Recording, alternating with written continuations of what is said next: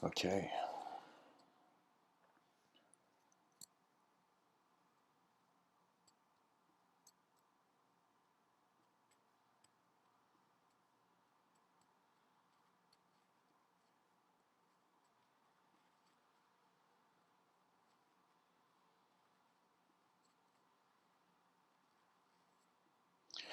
Hello, everyone. Welcome to tonight's episode. The title is Forget Not the Humanity That You Have Opened Your Eyes in.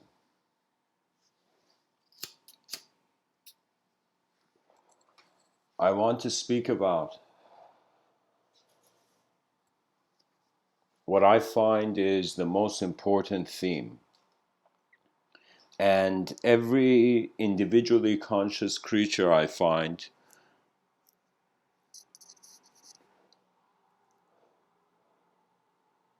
just with the ability to be aware of itself will wonder about the full spectrum, will wonder about its collective position.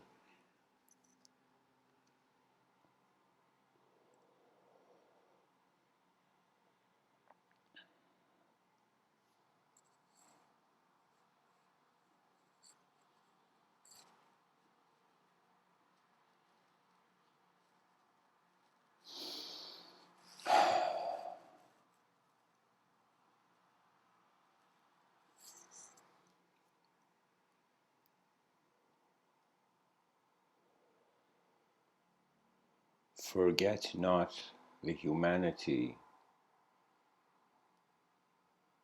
that not only has opened your eyes, but you have opened your eyes in it.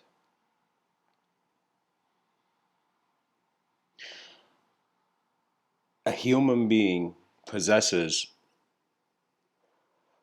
an advanced intelligence. This advanced intelligence provides the ability to consider parallel movements of the earth prior to action. In other words, the wonder of the human being behind his eyes animates into worlds. Just like how a word is said to you. Imagine somebody saying, imagine a sunset, but instead the color is blue. That image of a blue sunset behind your eyes, it is evocational, it's evoked. The moment the sound entered your ear, the image appeared. Now, imagine you could hear the voices of all humanity. Imagine somehow the species had an internal connected network.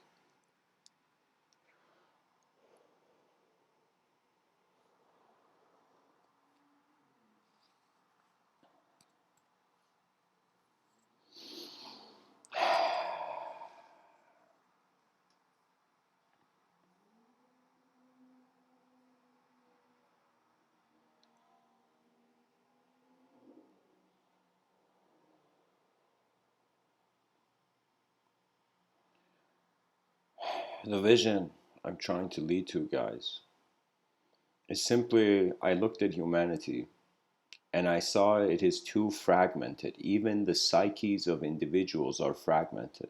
In order for us to have a collective movement, there either has to be a sort of blind acceptance of the view, or there has to be a sort of people have to start seeing the same world that they're living in. You see, one thing is very noticeable that when you see a group of birds fly, in that moment, all those birds have established a collective identity. So it's as if, like, just a bunch of people saying the same thing, you have something in common. You have something in common with every human being who has seen the earth, who is in an existential position, who is conscious. You know, you have consciousness in common with every other being. Who was it? I believe it was Joe Rogan who said he was on a boat. He was talking to, there was a dolphin came up, and for a second he felt he was wondering whether, like, the consciousness behind the eyes of a dolphin, behind the eyes of a bird, behind the eyes of anything, to be honest, and at some point of mystical and philosophical inquiry becomes, it's as if, like, all right, what if it's a field of intelligence and we're all particles moving in? I've kind of noticed that a lot of religious ideology and a lot of metaphysical ideology points towards it being a field. Pretty much the Abrahamic riddle of what is it that controls everything, that watches everything, is inside and outside of everything. Do you see? So it's one of those things where it's like the fish are wondering what the ocean is, but without the ocean, they cannot, in some sense, be aware. They can never see a separate fish. Do you see? A fish outside of water doesn't exist as a fish is designed for. So in some sense, in the human relationship we see, man has a relationship with an as if we're fish in an ocean, but the ocean is consciousness. Do you see? We have become conscious in this space. So it's kind of like human beings realizing their minds are not actually in their brain, but it's like a field. It's like, I don't know, some this could be a very playful theory, but from some part of the universe, there's loudspeakers with high volume projecting manifestation.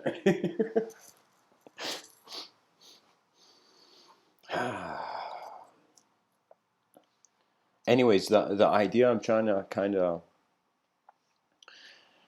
the wonder of the potential human existence, the behavior of creatures on a micro level and on a macro level.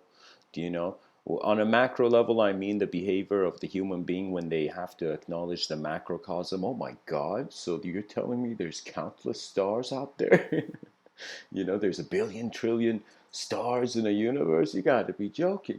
But it's not a joke. It's actually the vastness of the manifest world. It's like this world is so big that just the fact that we're just on a rock. There was a time I wondered, what if there was no space? What if it was just such a vastness that it was never space, as if God just made a huge land, you know?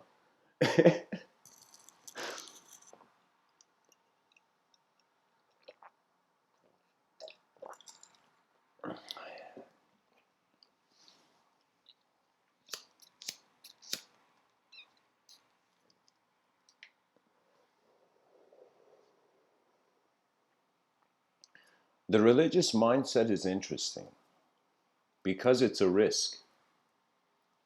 It's a risk where it's very clearly said that unless the person has faith, the door doesn't open.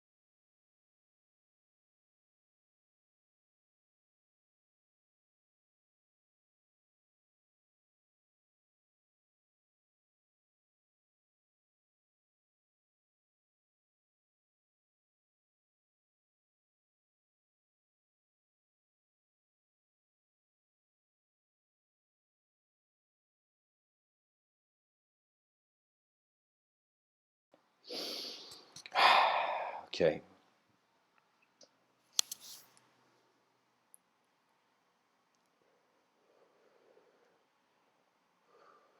In 2020, we are individual biological creatures that activate subjective realms throughout the day and various moments of engagement. We live in our language as much as we live in houses. Every person sees a world, and to the data processing ability of literally their intelligence in the moment, in some sense a story is projected.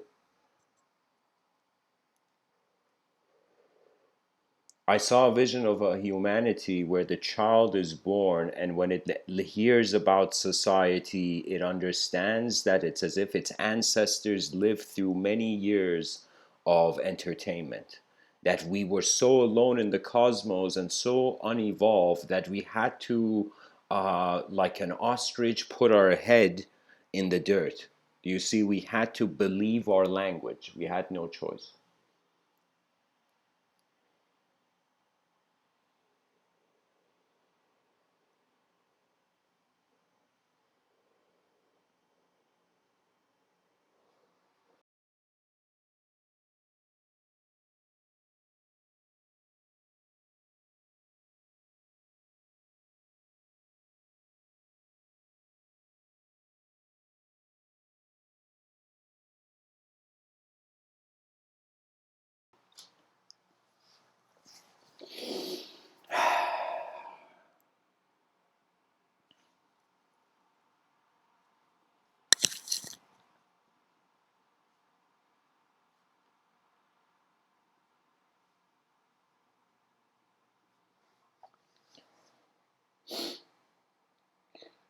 I just saw a vision where we are, I find people, they're not honored by civilization.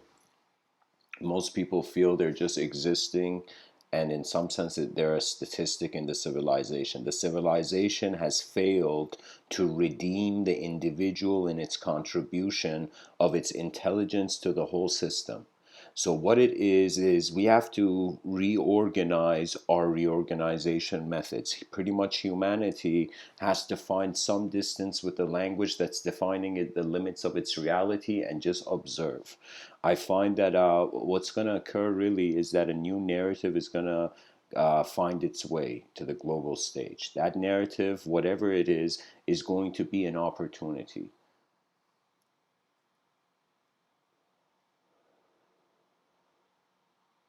You see, right now, we're at a point in history where the citizens have to go towards their collective civilization. It's an individuals have to care. But there will come a point where the civilization will move. The whole thing, the story, the whole story will begin to care for itself. You know?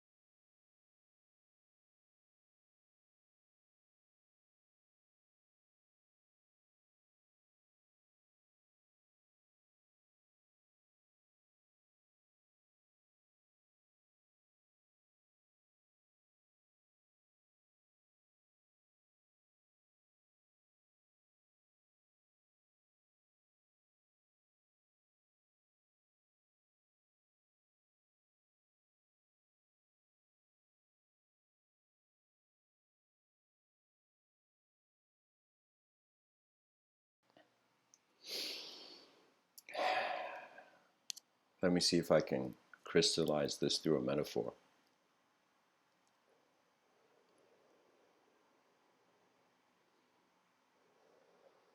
Nature is a movement. Nature's movement has become conscious of itself. It has become conscious of itself individually. Now the individual stares at a vast kind of infinite appearing cosmos.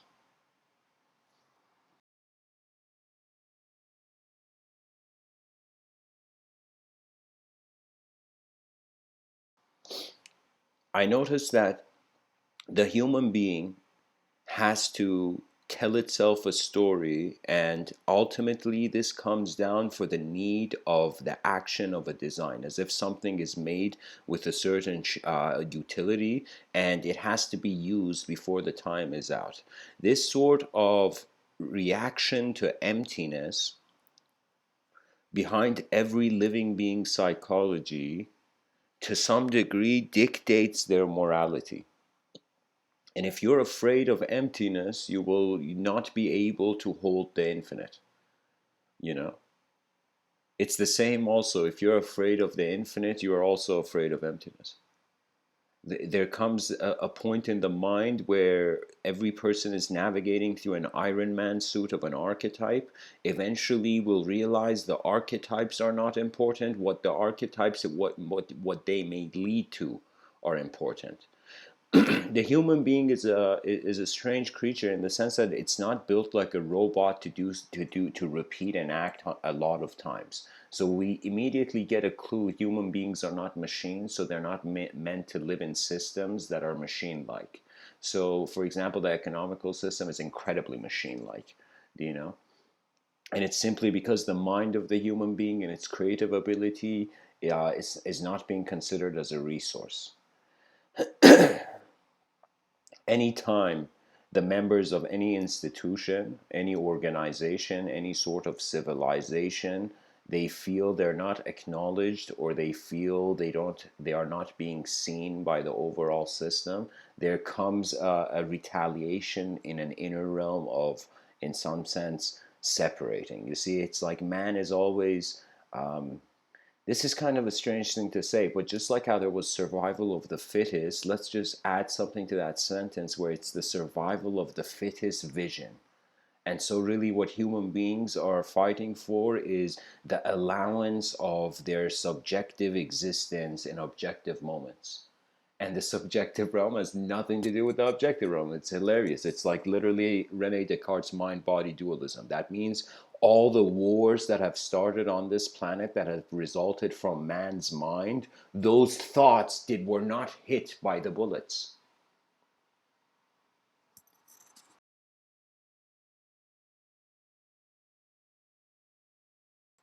What I mean by that is people are fighting over ideological accuracy only to realize it's an empty page where words are written on. We have to develop at least a part of a sort of countercultural response to the existential condition of death. And what that means is the creature first was afraid of its death. That fear helped it to survive and evolve. Therefore came the continuity, a sort of reaction to fear.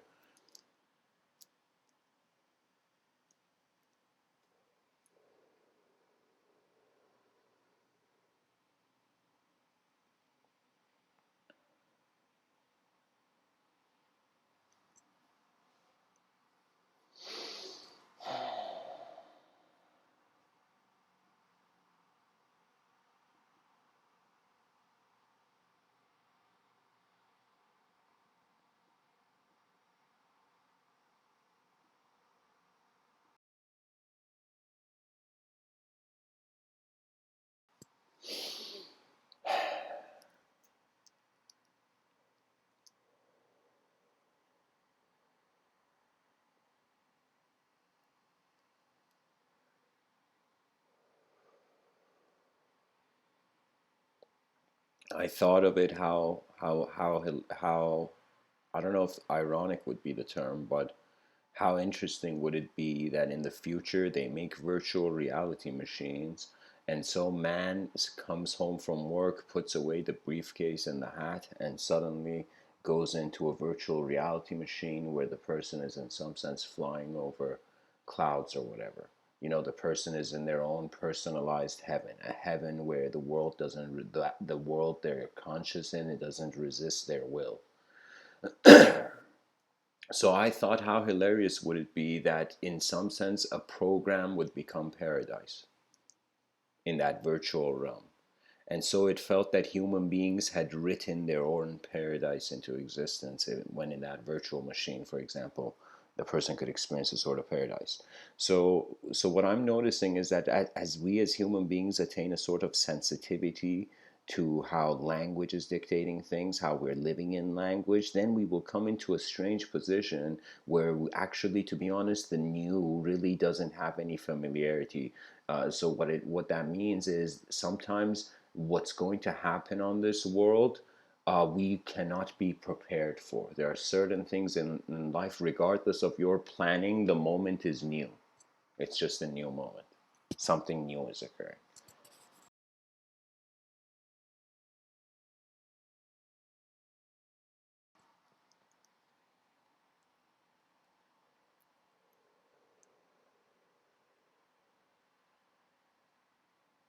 The story of the Tower of Babylon, long story short, all human beings are united under one language. They built this tower towards the heavens. The tower gets close to the heavens. The gods make human beings speak different languages. When human beings speak different languages, in some sense, they can't build this tower anymore to paradise.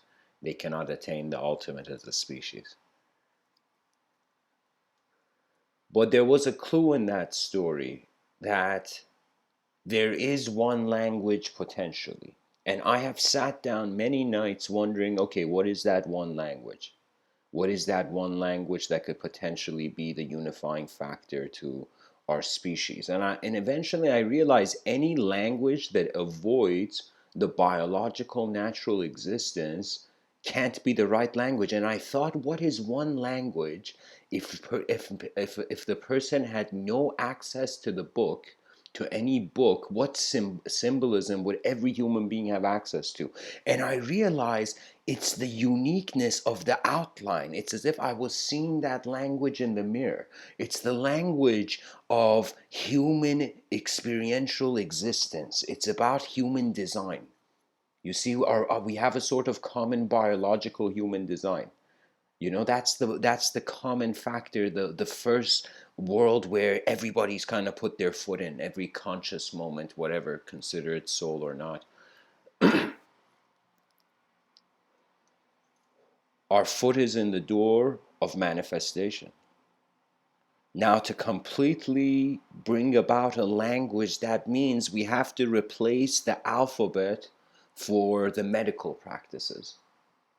You know, and this may be a far-fetched idea, but I feel that the human being in the future should be able to look at its whole body and see a biological body, its biological being, and be able to see a metaphor. We have to build our technologies in the reflection of our biological body, or we will forget nature.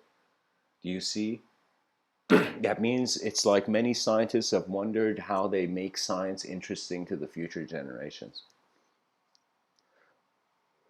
The only way is to start a project so grand that even if everybody on earth was helping it, it still would not finish. And I thought that would be a project worth of a lifetime, where the human being enters the civilization and feels it is a house it must build. It's its own house. Imagine the greatest furniture you have bought. Now you're on a rock in the middle of space. Update the civilization. And really, what has to happen is Albert Einstein kind of gave us a very incredible clue. He said no problem can be solved from the same state of consciousness that created it. What that means is if we are to envision a better humanity, a better human civilization, then if right now, from the eyes that we have as members of the civilization, we're looking at it and we're like, oh, it's a problem. What do we do? It's a problem. It's like Albert Einstein said, the answer cannot come from the eyes that see the problem. The eyes that see the answer are a different eye, different eyes. A different sense of self of you is going to walk past the finish line, not the self now. Do you see what I mean? And that's a sort of metaphor of kind of a sort of shift of experience as one moves not only through external environments but through inner environments. I mean, that was the fascinating thing, guys, that really inspired these talks, that there was an inner forest to explore. The inner realms were there, and the inner realms fascinated me because it didn't make sense why it was there. For a long time, I'm like, okay, I could understand why I had a thought. I can't understand why the design of thoughts are here. For a long time, I was like, consciousness, why are you endlessly creating stories? And consciousness was quiet. It had learned from God when, the simple mind prays. So there was a sort of silence, non-response. And I like something that it's fearlessness cultivated through an experience of your own life's trial.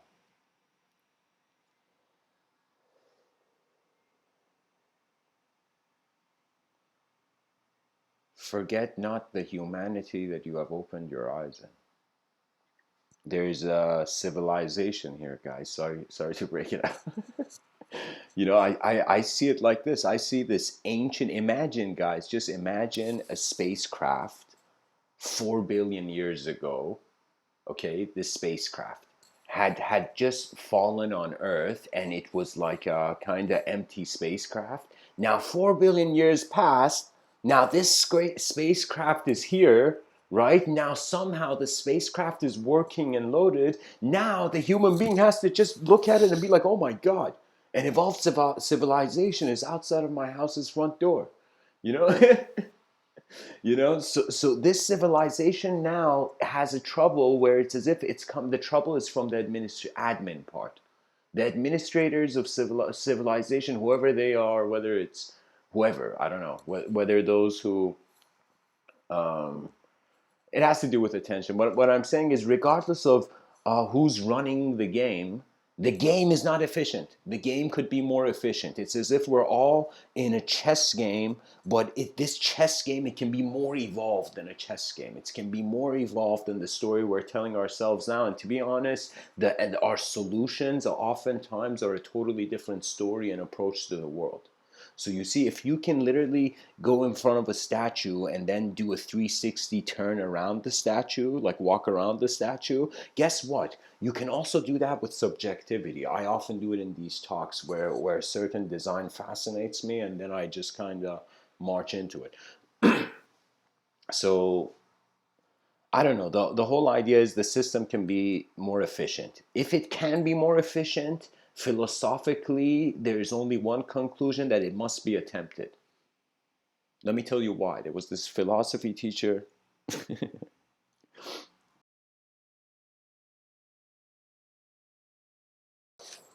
He gives a bonus question on this philosophy exam at the end. And the bonus question is why question mark, as if this was like actually the most profoundest question like a philosophy teacher can ask. The students is why. So the question was why, and many students gave an answer. Some students were like, because God created the universe. Some people were like, no, because it's like we created language. Da da da. So many stories, so many origin stories. Just literally like different footprints on the same snow, endless footprints on the same snow.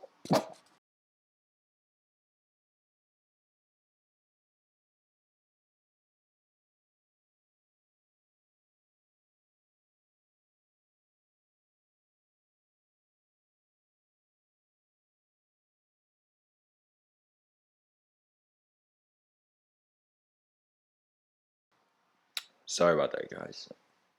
All right, let's continue.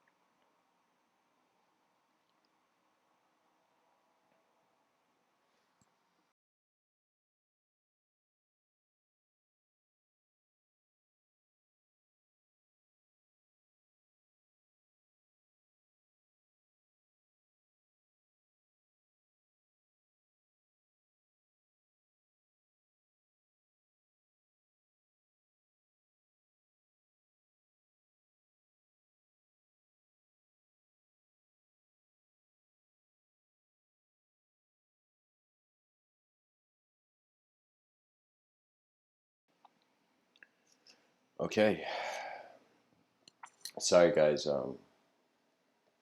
This episode has a bit of turbulence noise-wise, but anyways, the philosophy teacher asks why many people give different answers. Eventually, the kids in the classroom come to the teacher, and the teacher says only one kid got it right, and they're like, "What was the answer? Who was that?" And then the teacher asks that one kid to stand up, and the kid says, "I just wrote why not because I had to go, and it was a bonus." But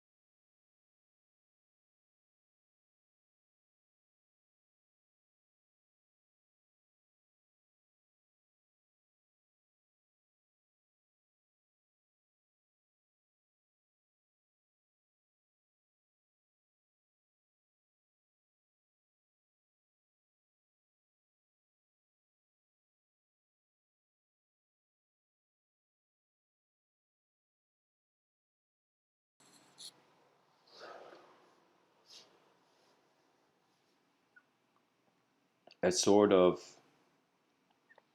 mirror response, you know.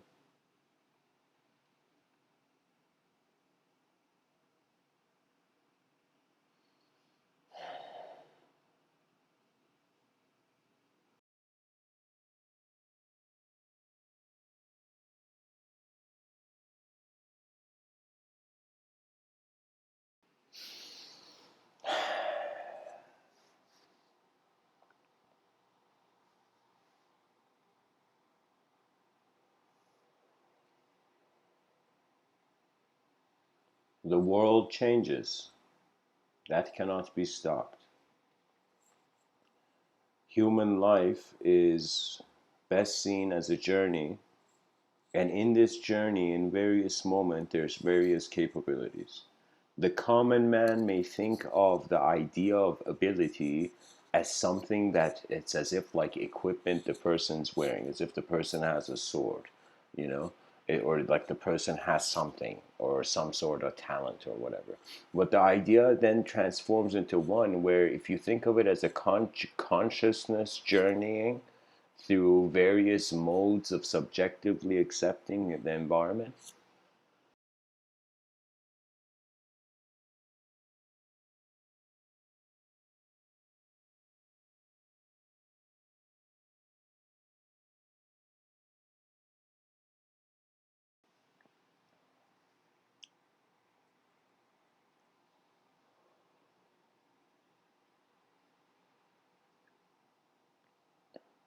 we are beams of attention in the darkness of a strange existential reality. We have created a normal society when the world is incredibly strange. Language is a massive simulation we're all kind of simulating ourselves in as it accepts us. I find I do understand that the illusion can't just be turned off. You know, the light in the room, or the way the system moving, it's like it obviously it can't change. So what it means is it's like it's as if the people from older generations and the people from younger generations are finding their minds in the same cultural room, you know, in the same kind of social room. Now, when this occurs, what this means is obviously due to various stages in the biological evolution, you know,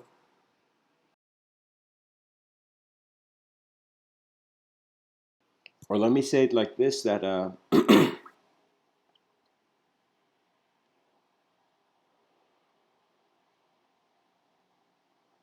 we could have the past and the future in the same room, or we can have them in separate rooms.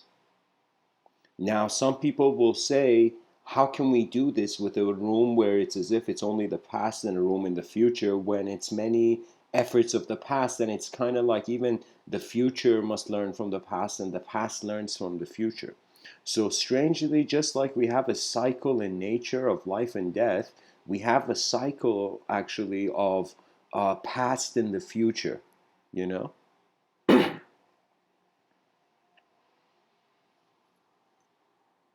You know, there was a time I thought when they said history repeats itself, that was the most zen thing, like somebody could say. As if the only reason we see repetition is because it's one moment. We're just opening our eyes on and off to it.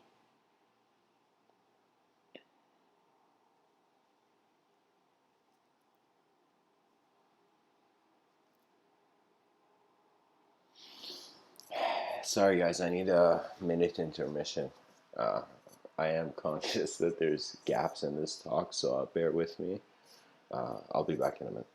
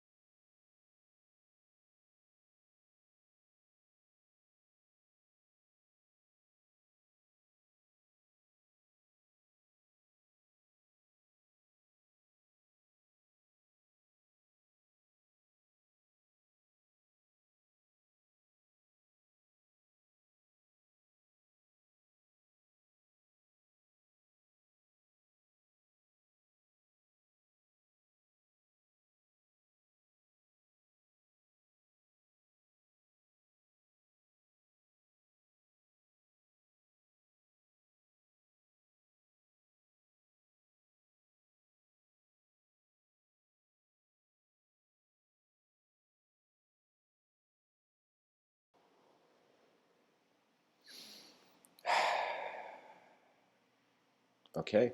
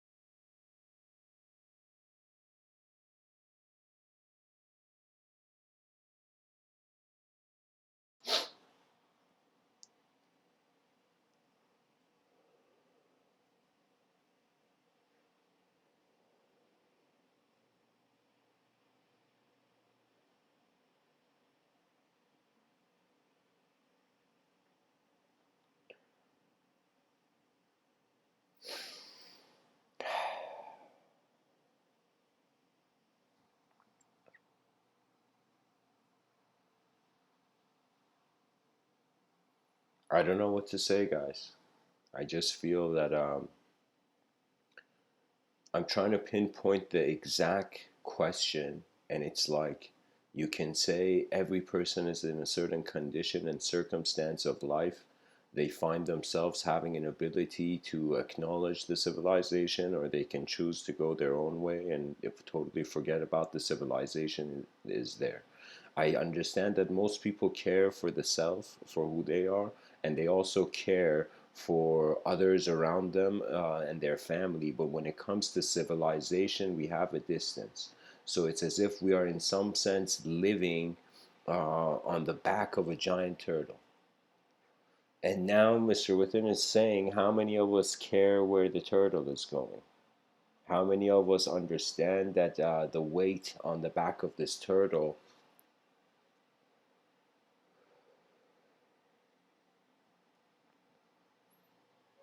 is the illusion?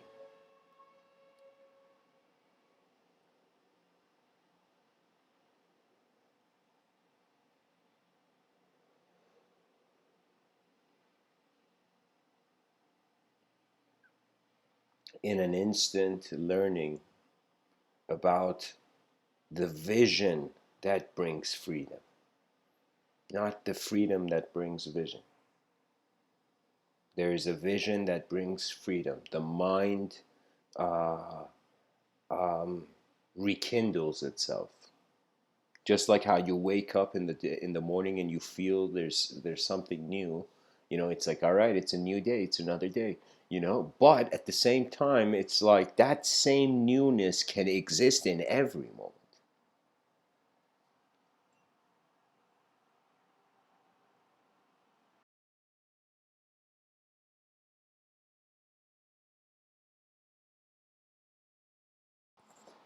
I think the scholars of the future generations should attempt to find or bring about this common language of an awareness to experience through a return to nature.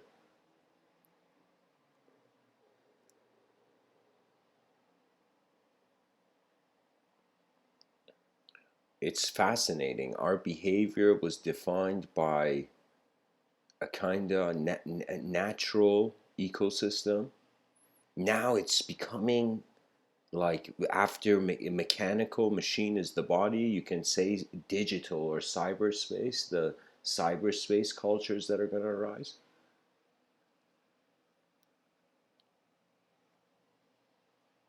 All stories of humanity are orbiting around the human experience. So we have to study the moment. As Shri Nisargadatta Maharaj,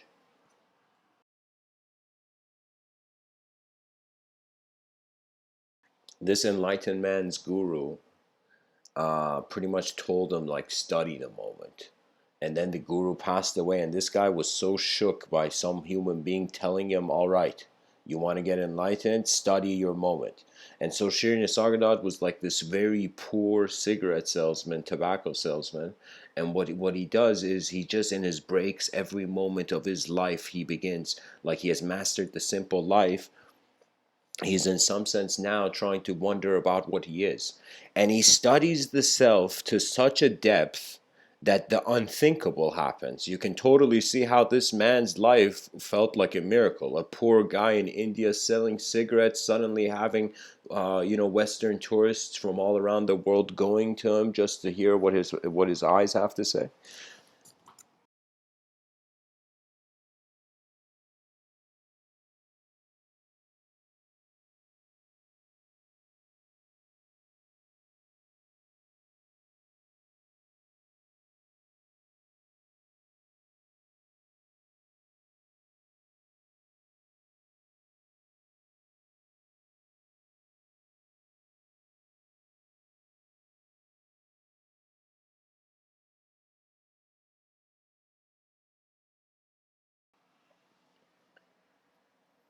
Shri Nisargadatta Maharaj says, when I see that I am nothing, that is wisdom. When I see that I am everything, that is love. And in between my life moves, and in between my life moves. Now, if we were to just zoom in on this quote from Shri Nisargadatta Maharaj, there's a lot in there, guys.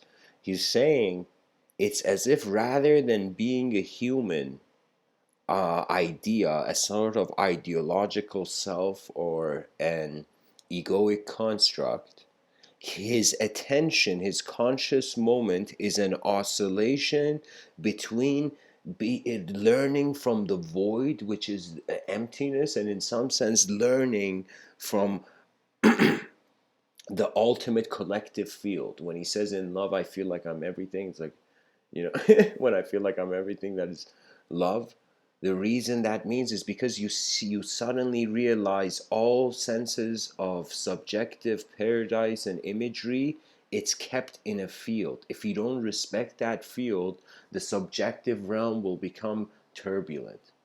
So the way one navigates through, you can say that a person can pilot through their subjective realms by first finding contentment with the objective realm and finding contentment with stillness and silence. The moment you do this, you suddenly become comfortable with how phenomena moves. It's like you gotta have the heart to stand your ground, and then life really happens because your eyes are in every day's performance once.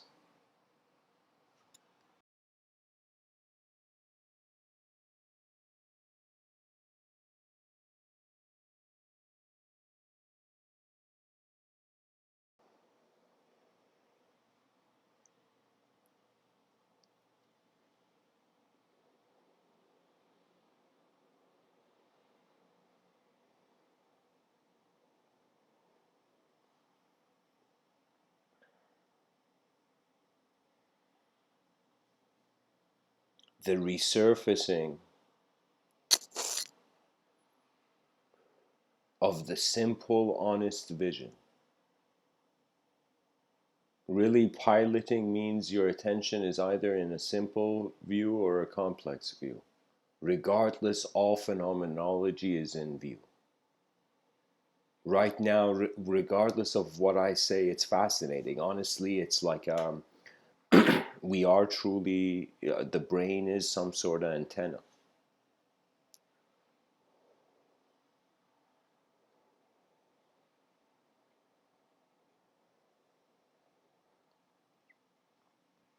What did man do?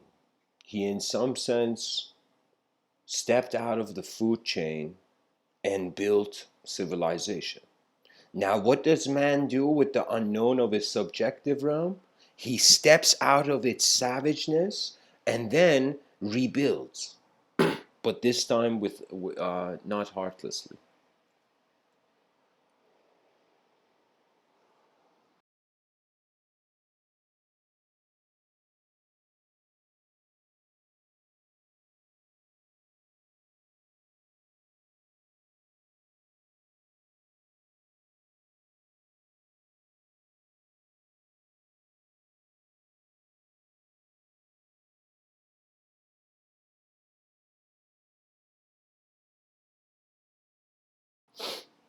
Honestly, there's no greater knowledge than awareness to the moment.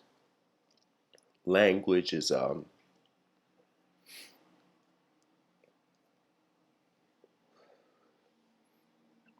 tool in the hand of a god. It is the consciousness through the lens of the mind that evokes the personhood. The only reason it's fascinating, sometimes, there's even this argument that do we even want to know the truth? Is the truth even necessary to be known? And really, if we have an attempt, if there is a possibility, it must be attempted, because why is the possibility there?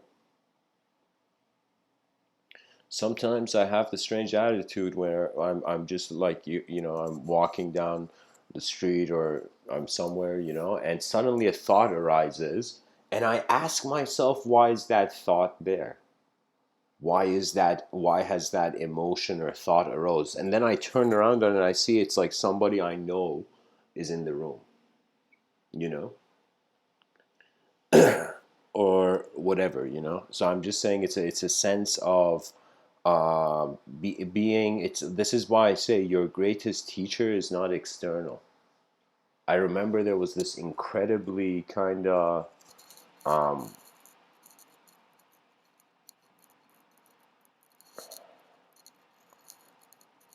I can say, this incredibly wise girl that I met. I was with her, uh, we were having some incredibly deep conversation, and she just said, I don't remember what question I asked, but I remember she said all answers come from within. And I had to ponder on that. It's like, have you ever been in a moment where someone has said something and you're like, okay, I got a time to time to dismantle what they said.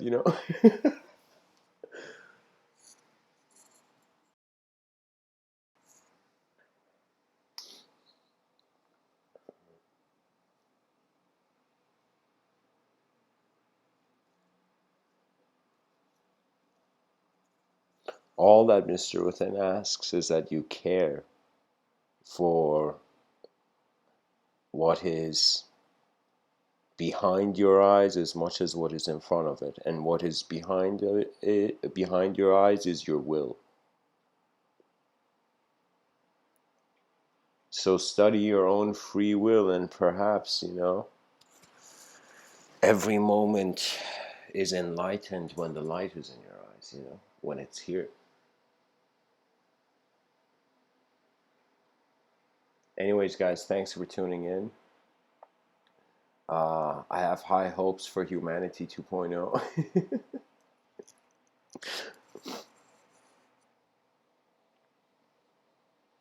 And really, the spirit of a civilization, it comes from really what it sees. I think we all have to find not a system, uh, a sort of network, global network needs to be established where ideology's existence is uh, when we care for the phenomenology of the mind as much as the body, that's when we're ready to see beyond the mind, I find, as a species. So anyways, guys, I hope this talk was helpful. Sorry for the interruptions, um, and the gaps in the in between. But the whole idea is that humanity is here. Your intelligence, your moment of intelligence is here. And when suddenly you treat humanity as something that can become so incredibly efficient, it's like, I don't know, when we can perhaps envision the efficiency of civilization, it'll be easier to bring it about. Um, we have to tell so many stories until we snap out of stories and confront the reality. You know. Thanks for tuning in, guys. Much blessings and namaste.